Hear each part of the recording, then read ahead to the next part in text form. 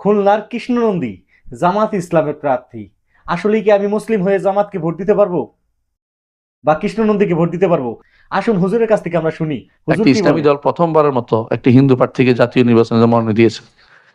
দল আমির নির্দেশে মুসলিমরা কি কল্যাণ রাষ্ট্র গঠনের জন্য হিন্দু প্রার্থীকে ভোট দিয়ে পারবে? হুম? হিন্দুকে ভোট দেওয়া জায়েজ নাই। হিন্দুকে ভোট দেওয়া জায়েজ নাই। হিন্দুকে ভোট দেওয়া জায়েজ নেই।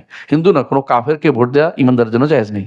আর ভোট কিসে দিচ্ছেন, কিসের উপর দিচ্ছেন, গোড়াই নাই, আঁকড়ে দিবেন কোত্থেকে? তার আপনি যদি প্রশ্ন নতুন উত্তর দিলাম তো জায়েজ নেই, এবার বাকিটা আবার বুঝবেন। এমনিতেই আমরা এই সমস্ত ভোট থেকে কোনো উপকৃত হই না। আমরা কি করে দূরে থাকি, কারণ এগুলি আমাদের কোনো উপকার আসে না। আউযুবিল্লাহ। এগুলি ভোট দেওয়ার অর্থ হচ্ছে আপনি কিসে প্রমোট করতেছেন? কুফুরিকে প্রমোট করতেছেন। আপনার বোঝা উচিত এদেশের মানুষের অন্তরের ভিতরে রন্ধে রন্ধে কুফুরি ঢুকে আছে, শিরিক ঢুকে আছে। আর আপনি এদের প্রমোট করতেছেন কি জন্য? আপনি সরাসরি বিরোধিতা করবেন। যারা যারা ইমানের কথা বলে, ইসলামের কথা বলে, তাদের ভোট দিব না। আর আপনি যে অন্যায় করছেন এই জন্য ভোট পাবেন না, দেখি এর মধ্যে সোজা হইব। 8% ভোটের জন্য আপনি কি ইমান বিক্রি করে দিবেন? কোন কথা এটা?